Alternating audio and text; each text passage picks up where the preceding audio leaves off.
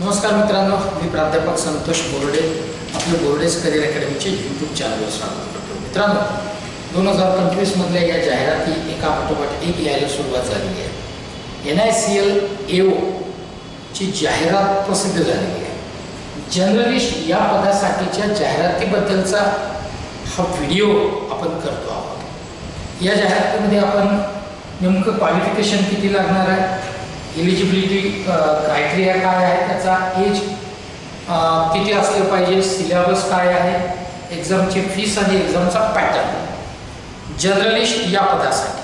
बाकीचे वेगवेगळे पोस्ट आहेत पण तो पर्टिक्युलरली हा व्हिडिओ जर्नलिस्ट या पदासाठीच मी करतो. यामुळे आहे त्याचं कारण असं आहे की कुठलाही ग्रॅज्युएट, कुठलाही डिग्री असणारा याला अप्लाय या पोस्टसाठी करू शकतो.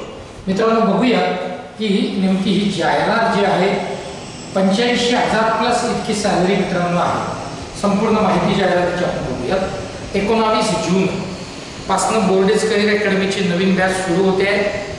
SSC स्टाफ सिलेक्शन कमिशन, IBPSच्या सगळ्या एक्झाम, SBI, NICL AO ची एक्झाम, त्याच्यानंतर मित्रांनो स्टेनोग्राफरची एक्झाम SSCची आणि सगळ्या अपकमिंग एक्झामसाठीची ही बॅच आहे. ऑनलाईन आणि ऑफलाईन दोन्ही प्लॅटफॉर्मवर मित्रांनो ही बॅच अवेलेबल असणार आहे. ही टीम बोर्डेज करिअर अकॅडमीची तुमच्या सोबत आहे. डिटेल बोर्डेज करिअर अकॅडमीचे डिस्क्रिप्शन बॉक्समध्ये कॉन्टॅक्ट नंबर आहे, आपण त्यावर कॉल करू शकता किंवा डायरेक्ट व्हिजिट आपण करा आणि डिटेल माहिती जाणून घ्या. NICL AOचं हे नोटिफिकेशन मित्रांनो तब्बल 266 इतक्या वॅकन्सीज आहेत. 266 इतक्या वॅकन्सीज आहेत टोटल. त्या जनरलीसाठी किती आपण पुढे बघणार आहोत. ऑनलाईन रजिस्ट्रेशनला मित्रांनो 12 जून पासून सुरुवात झाली आहे आणि 3 जुलै 2025 ही त्याची लास्ट डेट मित्रांनो असणार आहे. त्यानंतर याची एक्झाम कधी होईल तर मित्रांनो याची फेज 1 आणि फेज 2 प्रिलिम आणि मेन्स अशा 2 फेजमध्ये ही एक्झाम होणार आहे. त्यातली फेज 1 जी आहे ही फेज 1 20 जुलै 2025 ही त्याची डेट मित्रांनो याच्यामध्ये आहे. 20 जुलै 3 जुलै लास्ट डेट आहे ऑनलाईन ॲप्लिकेशनची. 20 जुलै एक्झामची डेट आहे फेज 1 ची आणि फेज 2 जे आहे ते 31 ऑगस्ट 2025 ही फेज 2 ची डेट आहे. नीट लक्षात ठेवा.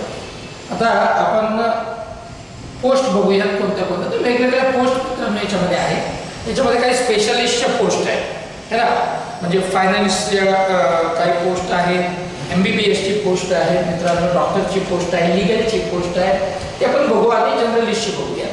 याच्यामध्ये डॉक्टरची पोस्ट आहे मित्रांनो 10 पोस्ट आहेत तब्बल. त्यात ओपन जे कॅटेगरी आहे त्याच्यासाठी अनरिझर्व 4, OBC 3, SC 1, ST 1 आणि EWS ची 1 जागा आहे.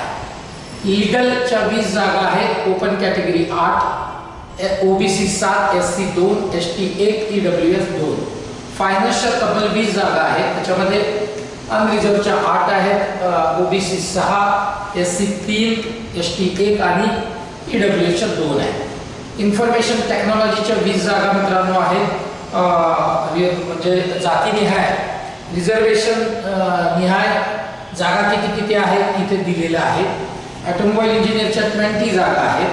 त्याच्यानंतर बॅकलॉग आहे काही मागच्या वर्षीचा, अशा सगळ्या मिळून या स्पेशलिस्टच्या 96 इतक्या जागा मित्रांनो या आहेत. आणि आता सगळ्यात महत्त्वाचं ज्याच्याबद्दल डिस्कशन आपण करणार आहोत ते आहे जनरलिस्टच्या जागा.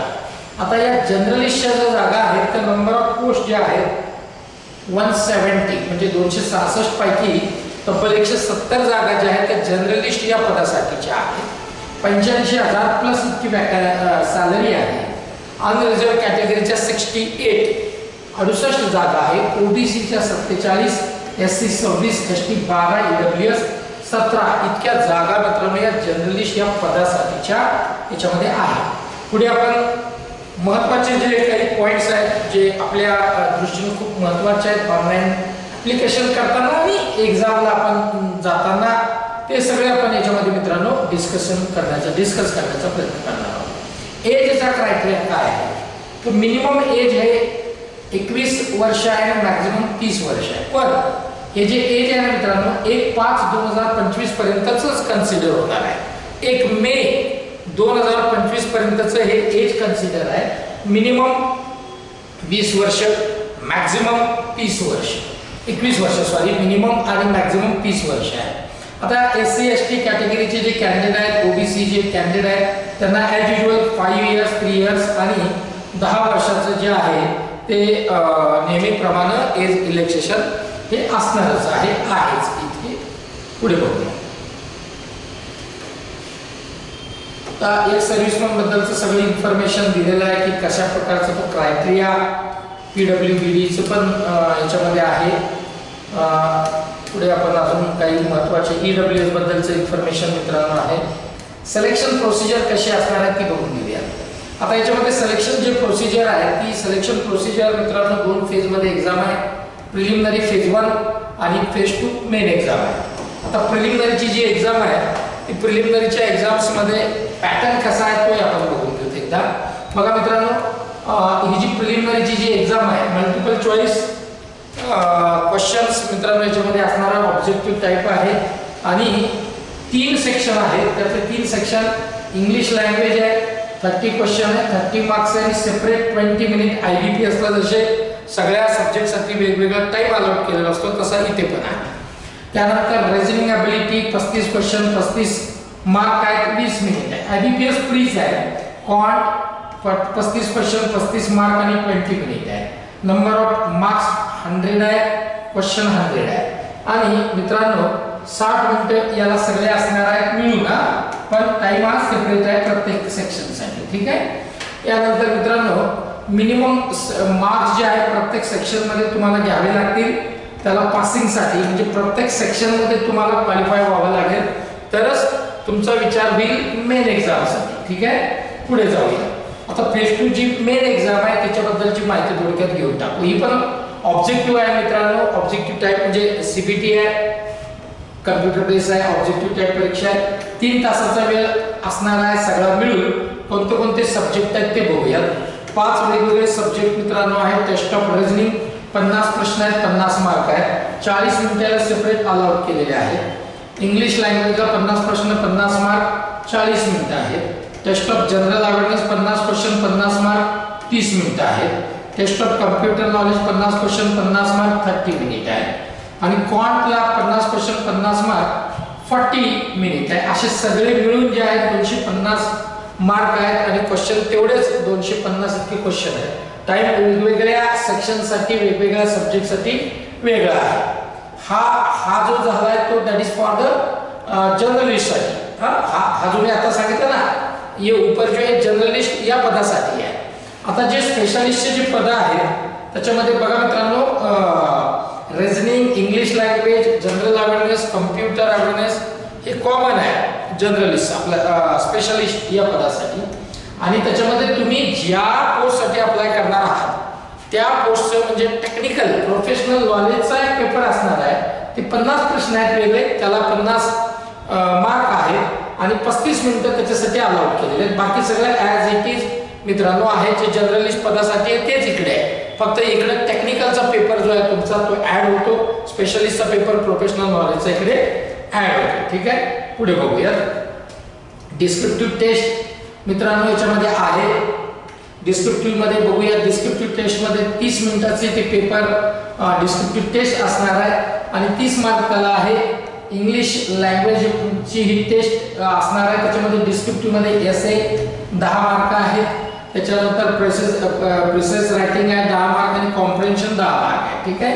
अशी ऑनलाईन मोडमध्ये ही एक्झाम होणार आहे तुम्हाला आणि 30 मार्क याच्यामध्ये कशा कशासाठी आहेत ते तुम्हाला मी आताच सांगितलंय. ही क्वालिफाईंग नेचर आहे. डिस्क्रिप्टिव्ह टेस्ट जी असणार आहे ती क्वालिफाईंग मित्रांनो असणार आहे. म्हणजे तुम्हाला क्वालिफाय होणं मात्र त्याच्यामध्ये आवश्यक आहे. त्याचे मार्क मात्र कन्सिडर होणार नाही आहे.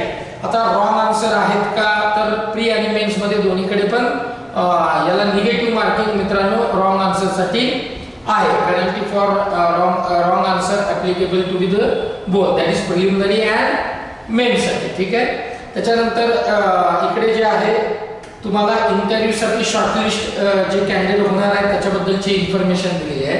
की मेन जे मार्क्स आहेत, मेन्स एक्झामचे जे मार्क्स आहेत, त्या मेन्स एक्झामचे मार्क्सच फक्त कन्सिडर होतील इकडे तुम्हाला इंटरव्ह्यूसाठी जाण्यासाठी. हे तुम्हाला इथं लक्षात ठेवायचं आहे मित्रांनो. बाकी पुढे बघूयात काही महत्त्वाचं याच्यामध्ये आहेत का काही पॉइंट्स. कुठलाही ग्रॅज्युएट याला अप्लाय करू शकतो, कुठली कशासाठी, जर्नलिस्ट या पदासाठी आहे. आणि बाकी स्पेशालिस्ट जे पद आहे त्याच्यासाठी तो क्रायटेरिया फॉलो करावा लागणार आहे एज्युकेशनल क्वालिफिकेशनचा. ठीक आहे. मला असं वाटतं की फायनल सिलेक्शन वगैरे जे आहे त्याच्याबद्दलची इन्फॉर्मेशन दिलेली आहे ते तुम्हाला सगळं माहित आहे. 80-20 असा जो आहे मेन एक्झामला 20-80 आणि इंटरव्ह्यूसाठी 20 असं 80-20चं प्रपोर्शन असणार आहे सिलेक्शनचा जो क्रायटेरिया होईल त्यासाठीचा. ठीक आहे. पुढे बघूयात फीस किती आहे. ऑनलाईन रजिस्ट्रेशन करायचं आहे तर ओपन कॅटेगरीचे जे कॅन्डिडेट आहेत है ना, ओपन कॅटेगरीचे जे कॅन्डिडेट आहेत, all candidate other than SC ST OBC, तर याची जी फीस आहे ती 1000 रुपये फीस आहे. SC ST PWBD जे आहे यांच्यासाठी 250 रुपये ही फीस मित्रांनो याच्यामध्ये असणार आहे. ठीक आहे. एक्झामिनेशन सेंटर्स बद्दलची इन्फॉर्मेशन दिलेली आहे.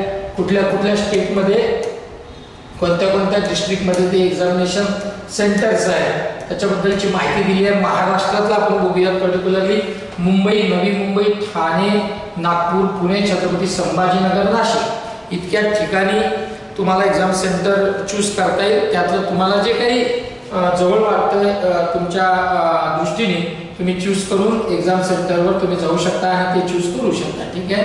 बाकी एक्झाम सेंटर्सला जाताना कुठले कुठले डॉक्युमेंट्स लागणार आहे त्याच्याबद्दलची इन्फॉर्मेशन सगळी दिलेली आहे. त्याच्या इम्पॉर्टंट पॉइंट आहेत, फोटोग्राफची साईज, कुठले कुठले डॉक्युमेंट अपलोड करायचे आहे त्याच्याबद्दलची सगळी इन्फॉर्मेशन याच्यामध्ये दिलेली आहे. फीस जी भरायची आहे ती ऑनलाईन मोडमध्येच पेड करायची आहे नेहमीप्रमाणे आहे मित्रांनो. बाकी सगळं ॲज इट इज आहे. लक्षात ठेवा जर्नलिस्ट या पदासाठीचं तुम्ही जर अप्लाय करताय तर कुठलेही ग्रॅज्युएट याला अप्लाय करू शकतो. आणि स्पेशलिस्ट पदासाठी मात्र वेगवेगळे क्रायटेरिया आहेत. PDF बोर्डेज अकॅडमीच्या टेलिग्राम चॅनलला आहे ज्याची लिंक डिस्क्रिप्शन बॉक्समध्ये आहे. हा व्हिडिओ शेवटपर्यंत तुम्ही मित्रांनो बघायचा आहे. जास्तीत जास्त उमेदवारांपर्यंत हा व्हिडिओ शेअर करायला विसरू नका. काही डाऊट्स असतील तर कमेंट बॉक्समध्ये कमेंट करा, लाईक करा मित्रांनो. आणि बोर्डेज करिअर अकॅडमीचे YouTube चॅनल सबस्क्राईब करायला विसरू नका. बेल आयकॉन प्रेस करा जेणेकरून या सगळ्या जाहिराती सगळ्यात आधी तुमच्यापर्यंत पोहोचतील. आणि 19 जून पासून बोर्डेज करिअर अकॅडमीच्या बॅचेस सुरू होत आहेत.